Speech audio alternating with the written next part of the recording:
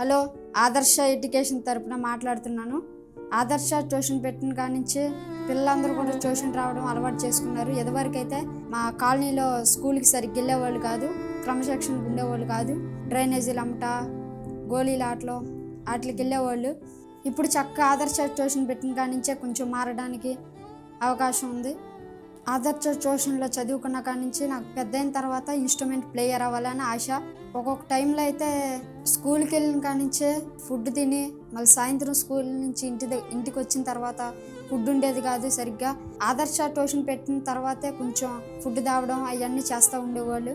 ఆదర్శ ట్యూషన్ పెట్టకపోతే ఈ పాటికి మేము చేపలు పట్టుకోవడానికి, పిట్టలు కొడడానికి అలా వేటకి వెళ్తూ ఉండేవాళ్ళం. మేము ఆదర్శ ట్యూషన్ పెడతాం వల్లనే మాకు కొంచెం చదువు మీద ఇంట్రెస్ట్ పెరిగింది. చదువుకుంటున్నాం ఇప్పుడు ప్రస్తుతానికి. ట్యూషన్ పెట్టకపోతే కనుక ఆ తల్లిదండ్రులు వాళ్ళు కూడా వ్యాపారం చేస్తారు. పూసలు, బూరలు, బొట్టి పిల్లలు అవి అమ్ముతూ ఉంటారు. ఆ తల్ల మీద కూడా అవి పెట్టి పంపించేవాళ్ళు ట్యూషన్ పెట్టకపోతే. ఇదివరకు వెళ్ళేవాళ్ళం మేము కూడా. ట్యూషన్ పెట్టిన కాడి నుంచే చక్కగా ట్యూషన్కి వెళ్ళాలి, మేము చదువుకోవాలని ఇంట్రెస్ట్ వచ్చింది. కొన్ని కుటుంబాల్లో అయితే చక్కగా తింటారు, చక్కగా ట్యూషన్కి వస్తారు, అలా జరిగేది. కొన్ని కుటుంబాల్లో అయితే తల్లిదండ్రులకి సరిగ్గా బలం లేక, ఆరోగ్యం లేక పిల్లలందరిని వేటకు పంపించి మీరు ఈరోజు పిట్టలు కొట్టుకొస్తేనే మీకు ఆహారం పెడతా అని తల్లిదండ్రులు వాళ్ళని వేటకు పంపించేవాళ్ళు.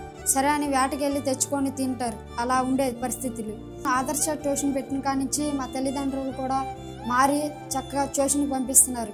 అలాగే ఆర్థిక సహాయం కూడా ఆదర్శ ట్యూషన్ సహకరించింది. మా తల్లిదండ్రులు అందరికీ మిషన్లు నేర్పించి వాళ్ళందరూ కూడా షాపులు కూడా కొనిచ్చారు. బట్టలు కుట్టుకుంటూ అలా కుటుంబాన్ని ఇప్పుడు గడుపుతున్నారు ప్రస్తుతం. మీరు కూడా ట్యూషన్ చూడండి, ట్యూషన్కి సహాయం చేయండి, అనేకులకి సహాయం చేసి చదువుకునే మార్గాన్ని చూపించండి.